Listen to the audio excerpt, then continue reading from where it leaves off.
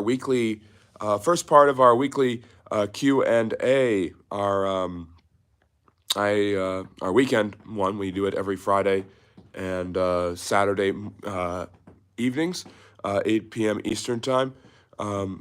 But I apologize for our very, very late start. I know we were supposed to start at 8 p.m. Eastern time, 7 p.m. Central, but we had an issue. I'd like to say and joke that we had some, I had some issues connecting and setting up, and that was one of the reasons I could not log in and join at the time that I was supposed to. So login issues were a problem, and that's why we're starting as late as we are. I'm also hampered by time constraints to be out of here by 9. So we will. So it'll be a shorter Q&A today, but tomorrow we will have a longer and more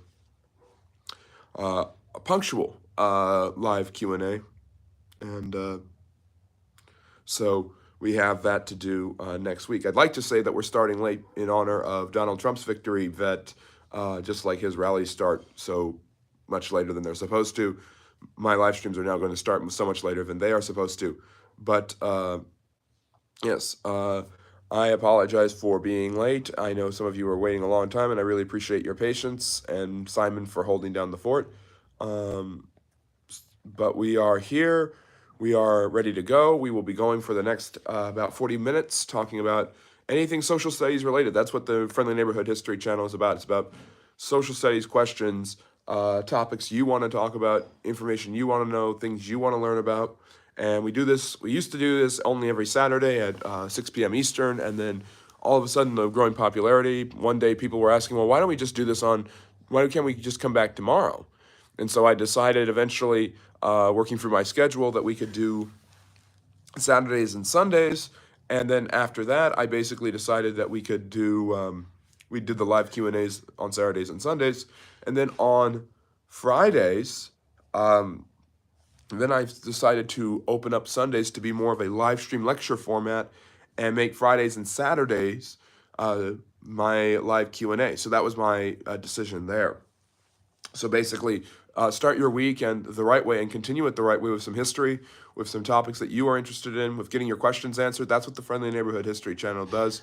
And welcome. We are doing our first part of our two-part weekend live stream Q&A tonight at 8 p.m. Eastern. We've gotten a late start, but we're going to have some interesting talks and a lot of questions to go over. And then tomorrow we will have even more questions and more topics. And then Sunday is the live stream lecture. And then in the live stream lecture format, I will be discussing, obviously, the results of the 2024 presidential election.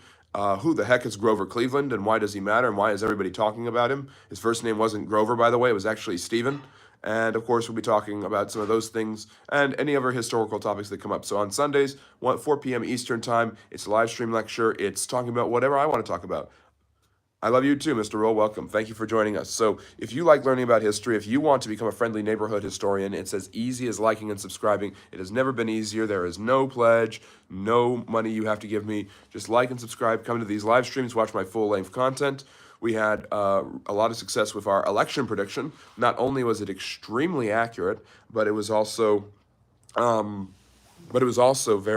fun to do. A much longer video than I'm used to doing, and it got the most views and likes of any full-length video I've ever done. So I really appreciated that, all the love and support there, and we had a nice live premiere, and people behaved themselves in the chat, from what I'm told. And so that went very, very well. And so what I've decided to do in honor of that is do another longer length screencast video where where instead of doing my This Week in Politics short, which is a 1 minute video, most of my videos are 1 minute shorts, where I explain try to explain as quickly as I can in a minute all the different political results. I'm going to be going over it, doing a screencast longer version of it, probably on Saturday or Sunday, where I talk about what happened and how did this happen in American politics. Now, the reason I'm getting involved in this, despite being a historian, is that we have a political situation and a political environment that is historic for good and bad in our country right now. Yes, I'm in the United States. And so I thought it was my time to not wait until there was all sorts of other stuff going on, but to uh, but not to wait, but seize the day and start talking about this stuff beforehand rather than waiting to talk about it with you guys later, like most historians who will be waiting for years to discuss this. This has been a historic election with a lot of historic events, and so I am going to be covering that. There's going to be more full-length screencasts and things like that, looking back at moments from this and other historical moments that are really important, because I really like doing that screencast. It was a lot of fun, and I really enjoyed it. So, if you like learning about history, if you like learning about stuff like that, we are doing history, social studies, all things geopolitics, past and present, with as an objective as a perspective as possible, both about the past and the present. And hopefully you guys are learning. Some people have referred to me as one of the most objective people they've ever heard on the matter. Other people have decided to condescend to me because I don't agree with their politics. And people on the other side have decided to do that as well, which means that we must be doing something right. We must be very objective here on the channel to be able to criticize people evenly enough that both sides hate us. Yeah, so go ahead and like and subscribe if you enjoy learning about that stuff. It will be less politics from here on out. We were very politically focused in the last couple of weeks, obviously, with a lot of people wondering what's going to happen in the American election, and obviously getting ready for our prediction video. That will be my final This Week in Politics video for now, but I may revisit the topic from time to time as historical things start to happen. So expect that screencast and full-length video coming soon. A lot going on, obviously, in the world that is historic. History is made every day. That's just how it is. It's called contemporary history, and we're a part of it. So a lot of us remember, obviously, 8 years ago to this day when Trump was elected the first time. And I do a daily This Day in History video, so you guys can check that out and hear me discuss historical matters from the past and how they impact the present. So let's see, we've got a lot of people in the chat. I'm going to try to go back and answer as many questions as possible, but we'll see what happens. But I really appreciate everyone for joining us, and those of you who were bearing with me when I wasn't even here the first 20 minutes or so, and we will go to about 6 o'clock in the evening on the West Coast. And that's, I believe, 2 a.m. in Britain, in France. We got a great quote from Orwell from Global Solidarity. So good to see you, Global. Friendly neighborhood history, British English, it's neighborhood. Yeah, we could spell it that way. I like the OU, VU, the British always including the U in their spelling. That's a lot of fun.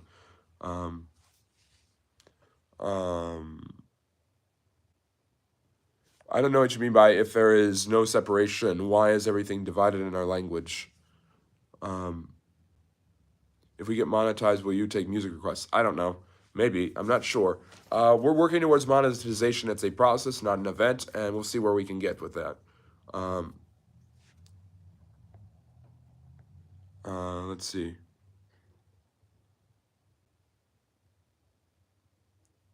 And this is a good one from Global. He's making a few interesting comments to start the chat that I'm catching up on just now, but he's asking, do all religions eventually die? Well, the truth of the matter is religions do not last forever. There are the two oldest world religions, or the three oldest that we can see, is Jainism and Hinduism from India, which have been integral to the development of India, its caste system, its social classes. And still, India to this day is extraordinarily based in its Hindu origins. And if you actually understand it closely enough, you will realize that the reason there is an India at all, the reason that the British divided India from Pakistan, when that whole area was referred to as India, the Indian subcontinent, Pakistan, India, and Bangladesh, it's because that religion of Hinduism is so important that the British divided the Hindus in India from the Muslims in Pakistan, so that India would always would have a Hindu majority. And throughout its empire, its histories, empires like the Mughal Empire and the Delhi Sultanate, you've had a lot of powerful Islamic rulers and kingdoms over the people of India, but those people have been beholden and obliged to the Hindus, to the Hindu majority population. And of course, the most famous figures in Indian history were Hindu. Gandhi is probably one of the most well-known ones. And today, India has moved more and more into embracing its Hindu origins. They have, I think Hamadi is his name. He is the prime minister right now, very nationalistic, very much into the history of his own people, very dedicated to almost a sort of a nationalism in India, a neo-nationalism in India. One of the efforts that's going on in India right now is India is named after the Indus River Valley. The Indus River Valley, however, which was the first civilization in the Indian subcontinent, is actually in Pakistan. So, due to tensions with Pakistan and a willingness to delve into their own ancient history, the Indians, most of them Hindu, from India, are now trying to rename their country Bharat. There might be another name. We don't know what's going to happen there. That's quite an interesting effort by the Indian people today. So Jainism and Hinduism, especially, are extremely important for the for the Indians. And of course, Judaism is the oldest monotheistic religion in the world, and from it you get Christianity and Islam coming kind of as offshoots to some extent. And so you have those religions all having claims that date back thousands of years. Hinduism may be a little more ancient in its organization and more established, and as long as India has existed, Hinduism has existed. Judaism is obviously claims and seems to have traces of history almost as old as Hinduism, but you had the first real settlement of Judaism and the practice of Judaism as a monotheistic religion in near the end of the second millennium BC, with the settlement of the land of Canaan by the Israelites, probably after some sort of exodus from Egypt. And I know that sounds like the Bible story, and you might be wondering, why am I giving the Bible credence there? Well, one of the reasons is, if you look at, there's historical evidence for Egyptian control of the Israelite people. There is historical evidence for slavery in Egypt of Canaanite peoples, including the Hebrews, which is from Hebrew, which was an insult used by the Egyptians against the Jews. And there is evidence of the settlement of the land of Canaan. In the biblical narrative, it's by a man named Joshua, but in what we know from the history, you have the continual settlement of sorry, I'm blanking out for a second. The continual settlement of that land by the Jews, and the establishment of a religion, eventually a temple, the centralizing of worship in their capital of Jerusalem in the end of the second century BC. So that's a 3,000-year-old religion, at least, when you have organized, structured worship and things of that nature going on. So that's what. So do those religions die? Those religions have not died. They've been along a long time. Global solidarity. We don't know what's going to happen next. We don't know where they're going next. All we know is that there's no signs of either Hinduism or Judaism slowing down in any way, shape, or form. And Christianity is slowing down in certain parts of the world, but it's not slowing down in all of them. Westerners are tending to think about it slowing down in the West, but they're not thinking about the growing rise of Christianity and its influence in Africa and Asia. And as well, Islam is the fastest growing religion in the world. So some religions do die. Polytheistic religions of old particularly die and have been adapted in certain aspects. I did a video and live stream where I talked about the history of Halloween. And with the history of Halloween, the first earliest developments of Halloween were based off of a Celtic practice, where the worship of the dead would coincide with the end of the old year on October 31st and the beginning of a new one on what is now November 1st. And the church kind of co-opted this and readjusted it into Christian terms with the development of, All Saints and All Hallows Eve, All Saints Day, and then All Souls Day. So there's a lot going on there that's really important. And so those ancient Celtic religions, the ancient Roman religions, the ancient Egyptian religions have pretty much died out to one extent or another, but their historical impact and legacy is very strong.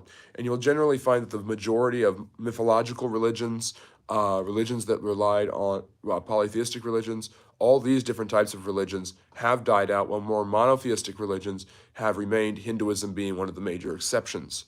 So I hope that's a good answer. I hope you enjoyed hearing that solidarity. And if you enjoyed learning about history and the answer I just gave, please like and subscribe. Really helps the channel grow. So let me see, catching up more. And speaking of which, is slavery legal if we vote for it? Well, that's an interesting moral question from Global, because we've got because slavery has been legal throughout the vast majority of human history. It's only in recent years that a lot of, I mean, when I say the last 2.5 centuries, that doesn't sound very recent, but it is very recent. It's only really in the last 3 centuries that human beings started to develop an idea of ending slavery whenever they could, however they could. Before that, it was how good are you to your slaves, and if you're cruel to your slaves, then you're a moral problem. So I'm not saying the morality changed. I'm saying the people's understanding of the morality changed substantially enough so that we have the development of the end of slavery in many parts of the Western world. And so people voting for something that's immoral does not make it legal. It can make it legal in a technical sense, but it doesn't make it morally appropriate. Millions of generations lived in peace and harmony. Why is that ignoring history? Where? I've never heard of any of these things. I do know of a couple of isolated tribes that did not have words for murder. I believe they found them in Oceania and Polynesia.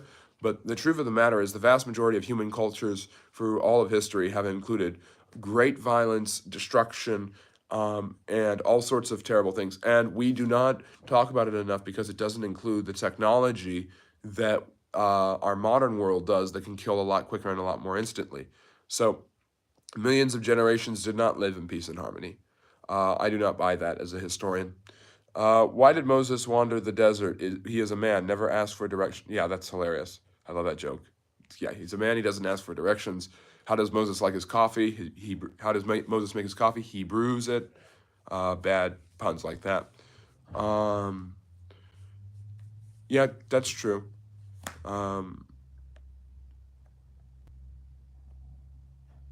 So, let me see.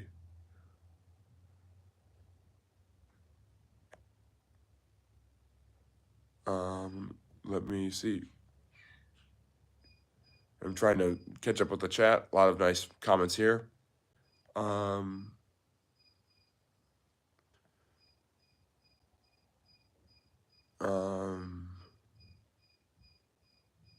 Yeah, I'm surprised there's not as much about the election, Simon.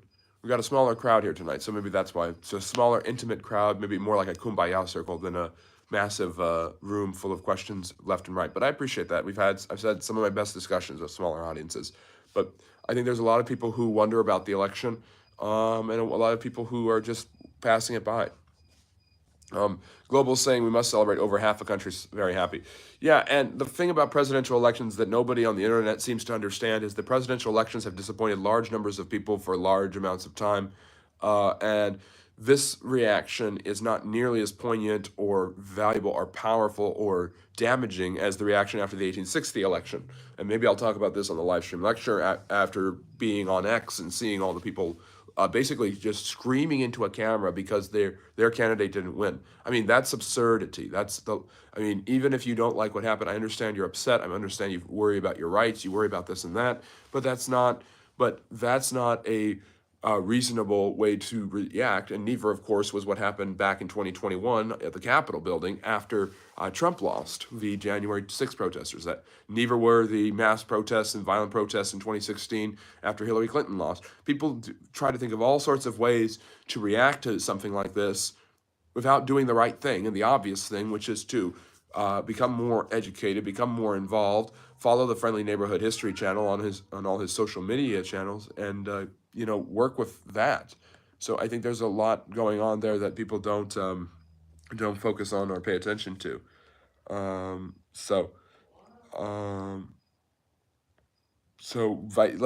truth of the matter is, yeah, I mean, at least it's the weekend.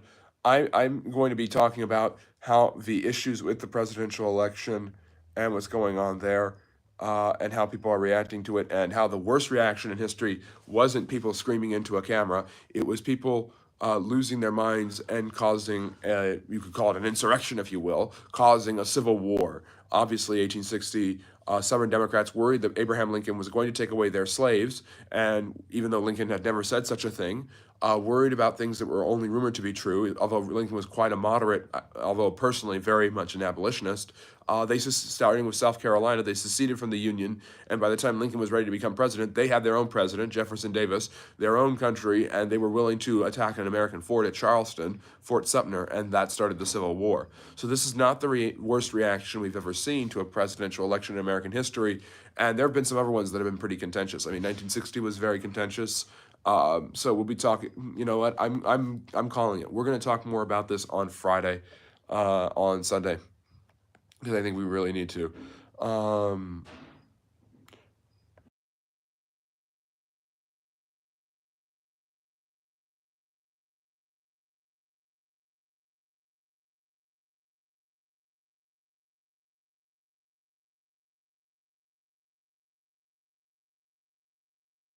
anyways, sorry about that. But uh, and yes, I did. The election did turn out how I predicted it. In fact, Trump did better than how I predicted it. Um, So, Otter is asking now because I finally cut through and I got to the questions. I'm just wondering why people think Trump being president is such a huge historical moment. Do people not know the kinds of presidents elected in the past? Do people not know about Reagan? Yeah, I think there's a lot of people who think that. I think Trump's election is a historic one. I think this election this year has all sorts of history to it that we've never seen before. I think that it's not unfair to call it the greatest political comeback and maybe the biggest political surprise of all time, even more so than when he won in 2016. He's obviously the oldest president ever elected. He's the second president to be elected to 2 non-consecutive terms. He's the first president elected with a felony charge on his resume, although that looks like that's going nowhere from the news I'm reading. And it looks to be that I mean, he survived 2 assassination attempts while campaigning.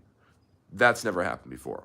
Gerald Ford is the only ever president to have 2 assassination attempts, but neither of them even really fired a bullet or hit the president. I mean, he was hit once in Butler, and then in Florida, he was once again targeted. So Trump has gone through a lot in a historic election, and obviously that's not to mention the history on the other side. The first time since 1968, a sitting president or sitting incumbent or sitting candidate for the Democrats, which is all or Republicans, has decided to drop out of the presidential race, and basically with a surprising no primary process, the Democrats were able to select Vice President Harris, which harkens back to the old days of the 19th century when they didn't have a primary process. They had a convention process. But even so, that really didn't happen that much, as it just became obvious that Vice President Harris would be the nominee. And obviously, she's the first woman of color to be highlighted and featured at the top of either major party's political ticket. She's already been the first woman of color vice president and the first female vice president. I mean, she's already ticked up a lot of historical boxes. So this was historic in many, many different ways, and Trump's victory happens to do that as well. And so we'll be talking more about this on Sunday's live stream lecture, Otter. But I mean, it's not the most historic election ever. It's not the most historic thing ever. But there's a lot of history in it, and I saw it, and I called it back in July. This is going to be historic, and we've never seen anything like this before. And I knew I had to get involved and start talking about it. Um, let's see. Um,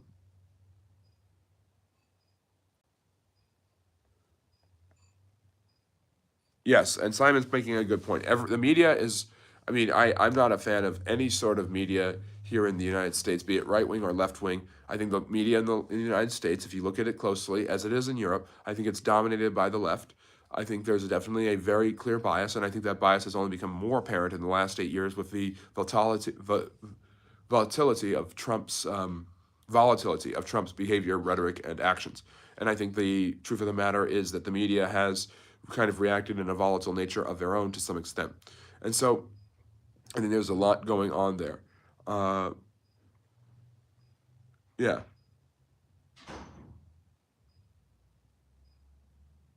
Yeah, and so the media is going to make it out like it's the biggest election. They're going to try to get all the attention. They're going to try to get people eyes on them, saying what they want, parroting their ideas, and spreading these ideas. And a lot of it is misinformation. And what has happened here in the United States, at the very least, is that social media, has won the battle. Social media has become the new form of media. Polymarket has beaten the polls and become a new form of polling for a lot of people. People don't trust the polls. People don't trust the mainstream media. People are relying on social media and other things to take care of it for them. And that's kind of what happened in this election.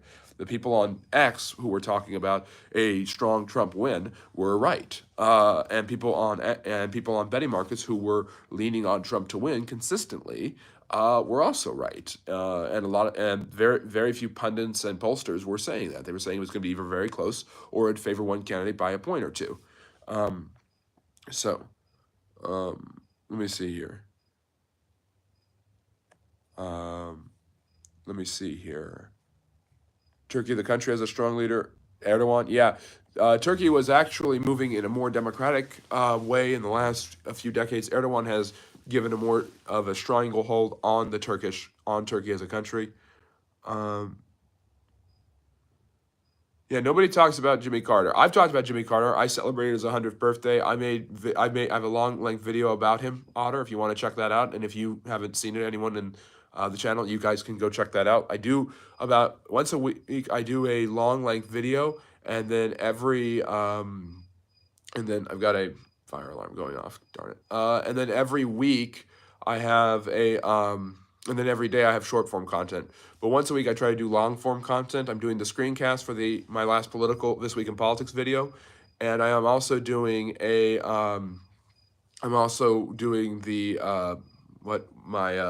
a video on Mondays talking about Veterans Day and why Americans have a 3-day weekend. So 2 full length videos coming out this weekend, this long weekend.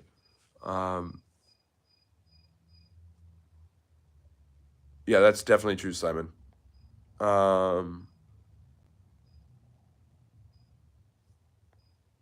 Okay, I think I've finally caught up to the point where I actually got here.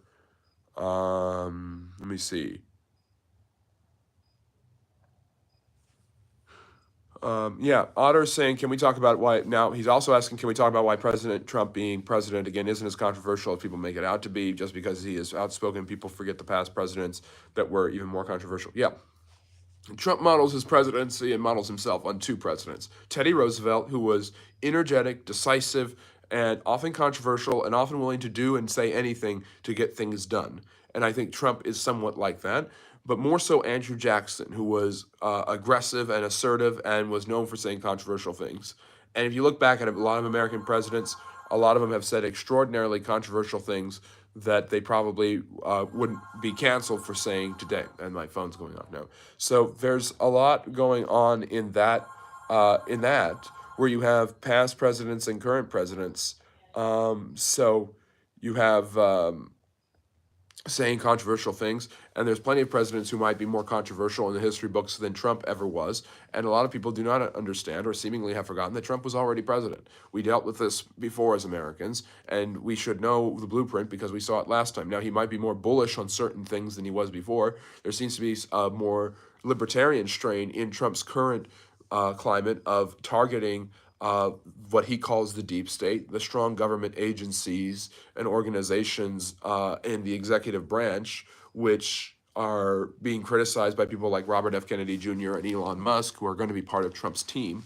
So there's a lot going on there that he's going to try to unearth and take care of. A lot of people think he will release the JFK files. A lot of people are saying he will release the Epstein files.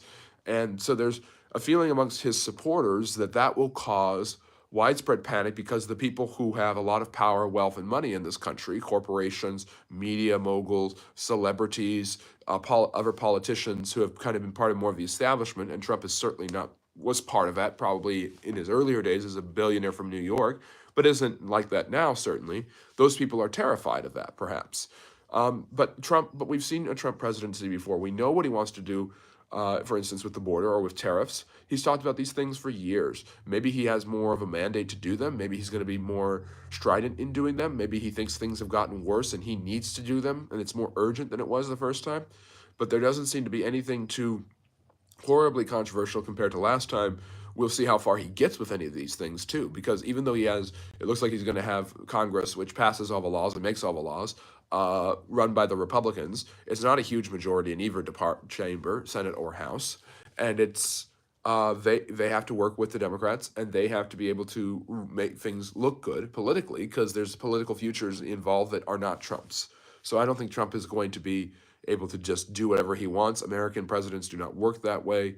FDR basically did because Congress did whatever he said, and he tried to pack the Supreme Court because of it. So there are far more controversial times in history where the president was far more controversially powerful, almost to the point of a dictator. You could argue that about FDR in World War II and the Great Depression, for instance. And in my opinion, although a lot of people really love him, I think FDR is a very, very overrated president. And I've talked about that on the channel before. I'm willing to talk about it again, but let's see. Um, Reading is saying, I have a question. When British found America, why aren't the Americans called British? Are they not the same people? Well, okay, so that's a good question. So the British did found what became the United States, the 13 colonies on the eastern seaboard. In the west, the Spanish Empire and later the Mexicans controlled California and the Southwest.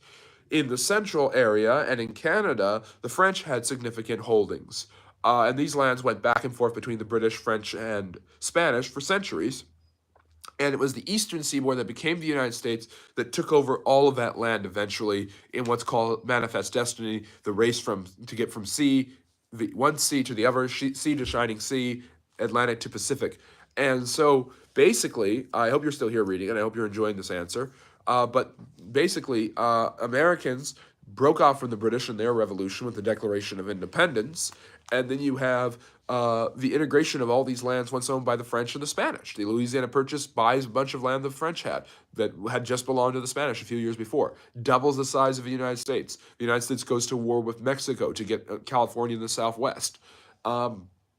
And then basically Andrew Jackson, speaking of which, was the original Florida man. The United States got Florida because Andrew Jackson was chasing natives who were raiding in Georgia into Florida, found the Spanish governor asleep at the wheel, threw him out, put up an American flag in the Capitol, and declared Florida to be an American territory. And that eventually prompted diplomatic negotiations where James Monroe bought it from, and John Quincy Adams bought it from the Spanish, I think in 1819. And that's how Florida became part of the United States. Florida has the oldest settlement in what is the United States, St. Augustine, founded in 1565. Before Jamestown, before the Plymouth, before the Pilgrims and Thanksgiving, before Pocahontas, before all of these other stories. So the real truth of the matter is they're Americans because they broke off from the British, and they decided to stick with the name America rather than going with Columbia like Ben Franklin wanted. He also wanted the national bird to be a turkey. So he was right about a lot of things. He wasn't right about those things. And so basically because of that, there is a distinction between the British and the Americans to this day. And the same language, same culture, there's a lot of historical ties. And after fighting another war called the War of 1812, throughout most of the 19th century, the Americans and British started to get more and more friendly. And by the 20th century, they had become old pals.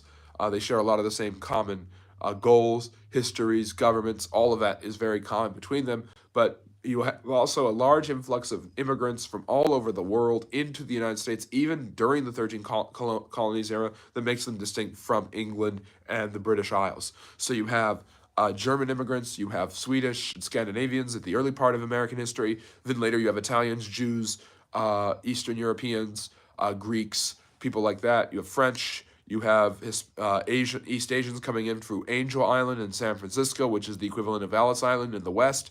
And you have large numbers of Jews, and you have now a larger and larger Hispanic population filling up those immigration numbers. So,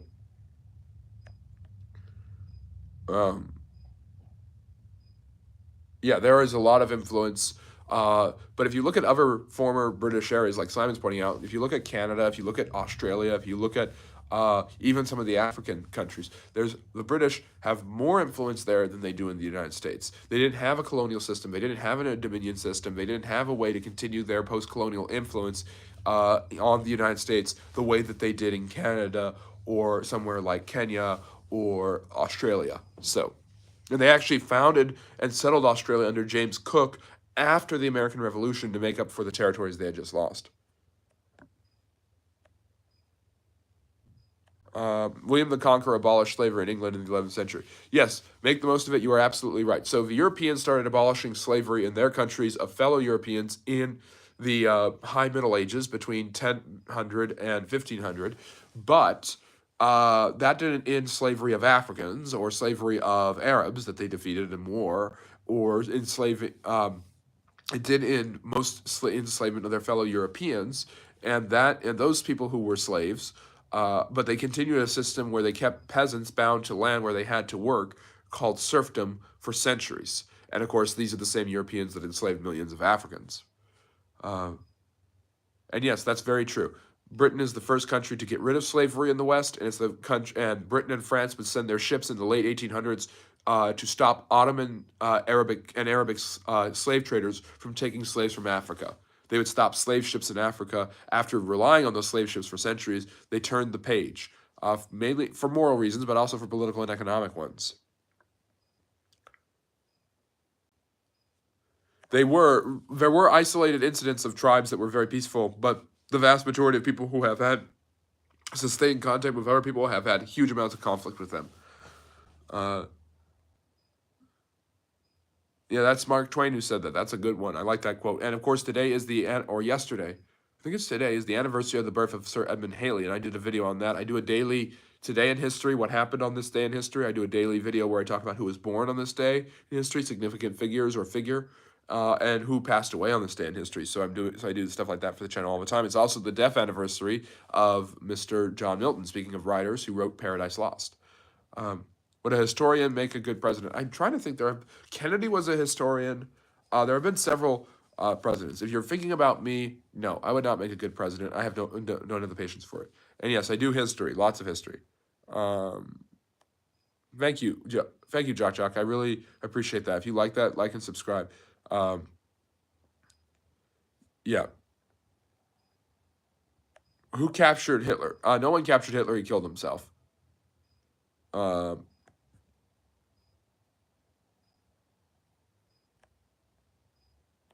Okay. Papua New Guinea. I don't know a huge amount about Papua New Guinea. I believe it was the British had it, and it's obviously southeastern Asia, right by Australia. The Japanese bombed it, trying to get the British to surrender, trying to get during the beginning days of World War II. Excuse me. Yeah, hello, welcome, good to see you. Yes, Russian people are wonderful. We love the Russians here. I'm sorry you don't have Monday off. It is, so Veterans Day is Armistice Day. It is the anniversary of the end of World War I, signed in Germany in 1918.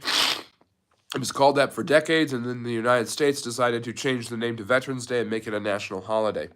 But it's it's when the armistice was signed, when Germany, after being overwhelmed, along with the fact that the Bulgarians, the Ottomans, and the Austro-Hungarians had already surrendered, finally surrendered, and being the biggest player in the Central Powers, when Germany surrendered, the war was over. I think they might have been the last one to surrender too. So, let's see. FDR is indeed overrated. Thank you. Yeah, mayonnaise. I love me some Teddy Roosevelt. I've got videos about Teddy Roosevelt. I made a full-length video about him when I did my U.S. President series. I've done a short series on the presidents, the kings of England, and the czars of Russia. Not only was he extraordinarily athletic, he drank a gallon of coffee a day to keep him going. He was shot when he was running for president and still decided to give the speech before seeking medical attention. I mean, the guy was a machine. He was one of the greatest presidents in history. He did a lot of good for the American people, but he was also extremely bullish and got a lot done, and very, very strong-willed. He's actually an extraordinarily sickly child who grew up in a very wealthy Dutch Reformed family, because remember, New York, in its ancient history, before the British, was founded by the Dutch. They called it New Amsterdam. A British man, Henry Hudson, sailing for the Dutch, is the one that created it. So, but yeah, Teddy Roosevelt's incredible. We love us some Teddy Roosevelt. Check that out on the channel. Hello, welcome from Poland. Great to see you. And New Zealand. I love having people from all over the world. It really diversifies the channel. I learn more about history through those people, and they ask really great questions. So thank you for joining us if you're still here. Yeah, and word of mouth is the best way. If you want, I mean, if you really want to keep spreading the word, telling your friends and family about these live streams is helpful. Take the social media handles that are on the description on my channel page on YouTube and share those social media handles. If you really want to promote the channel and get more people interested, say, hey, look, there's this history channel. I really appreciate it. The guy who runs it is extremely handsome. So please, follow him, watch some of his videos, listen to some of his content, and come to his live streams. And so the social media handles could be in the chat. So we are gonna. Caleb's asking, is it true that the Canadian Conservative Party and the Canadian Progressive Conservative were founded? No, I don't know about that. I've heard a rumor about that, but I'm not sure. And yeah, I guess this will be our last question because we're at our time and I'm under time constraints. But basically, Adisawa, you said that Europe stopped slavery due to economics. Yeah, it wasn't as lucrative to get slaves and to rely on them as they had in the past. And the mechanization of the British and the French economies for the Industrial Revolution led to easier ways to. They didn't rely on different products as much, so they started to rely on their industry to produce, and they didn't need to be going to Africa and spending the money to get slaves. Um,